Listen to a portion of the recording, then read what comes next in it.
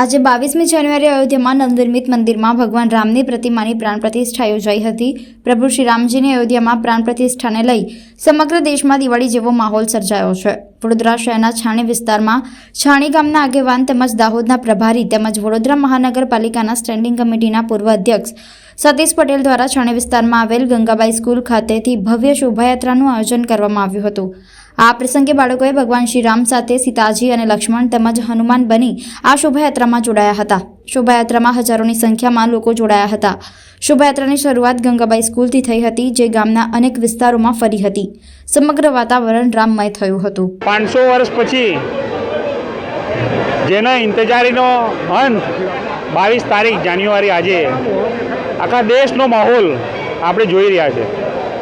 દેશના વડાપ્રધાન આદરણીય નરેન્દ્રભાઈ મોદી 12:39 રામલલ્લાની મૂર્તિની પ્રતિષ્ઠા કરવાના છે।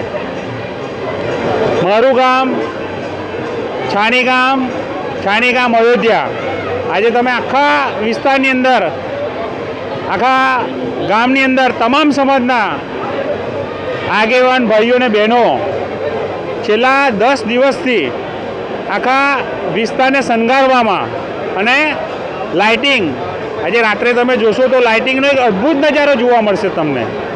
બધાનો રામ ભગવાન પ્રત્યેનો પ્રેમ અને ઉત્સાહ એટલો બધો છે કે ભગવાન આજે બધાના દિલની અંદર હજુર દર્શન આપી રહ્યા છે। અમારા તમામ સમાજના વડીલો, ભાઈઓ, બહેનો આજે અહીંયા મોટો રામજી મંદિરે પ્રસાદીનો પણ પ્રોગ્રામ 15 થી 20 હજાર ભાઈઓ બહેનો પ્રસાદી લે એનું પણ આયોજન કર્યું છે।